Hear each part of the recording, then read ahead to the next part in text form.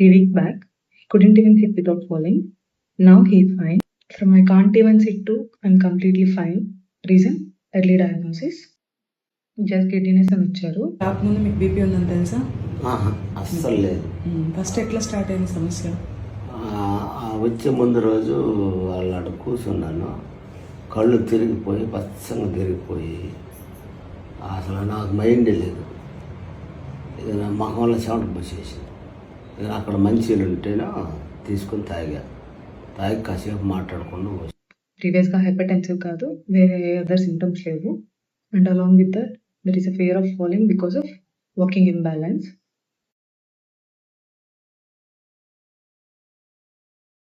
This is his follow up visit.